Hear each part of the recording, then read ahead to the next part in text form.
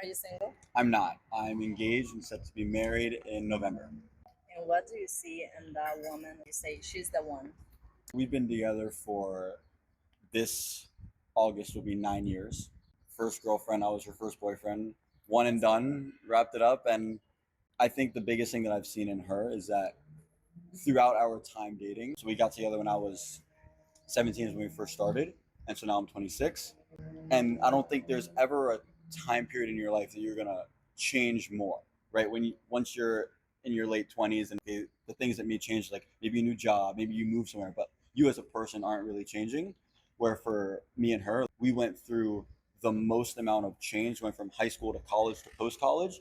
And instead of like ever growing apart, we've always grown together. And it's been, that's, that's the thing I think that makes me the most confident that we are right for each other because we've never almost broken up. We've literally just always gone together. And I know that's obviously not going to be Yeah, that's many people's rare. right. But again, I also understand just how rare that is. Do you think communication is key to keep a relationship? Absolutely. I think people struggle with relationships because they don't communicate. They're like, oh, I don't have to tell my significant other this, or oh, it's just a white lie. I cannot tell them that, or whatever. And I think, I don't know, it's just people want to pick and choose what they give their significant other. And man, if this person is going to be your wife or husband, in my belief, there should not be anything that you're afraid to share with.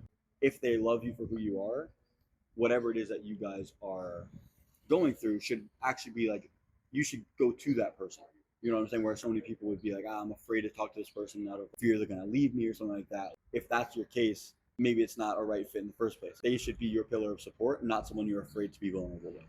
If that makes sense. Are you emotionally open with her? She knows when you feel down. Oh, absolutely. Like, we are both incredibly emotionally mature. And we're feeling some sort of way. We're open and honest about it. And we're there to, and again, not again, I haven't said it yet, but I'm a big believer in my faith. And that's where I've seen the biggest growth is I came to know Jesus first. That led to her coming to find Jesus on her own way. And I think just having him at the center, it allows us to be vulnerable with everything because we understand that there are things that are happening there, spiritual, whether it's lust, addiction, anger, pride, whatever it is that's the actual root cause of whatever this issue or problem is, whether it's in her day, my day, or between us, we can understand that we love the person in this situation, and we can separate the person from the actual thing behind what's causing them to not be themselves. And both of us address this thing as opposed to letting this thing get between us, if that makes sense.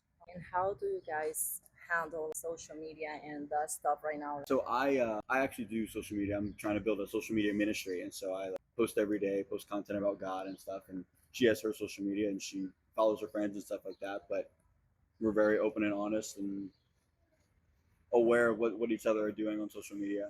And again, there's not really secrets.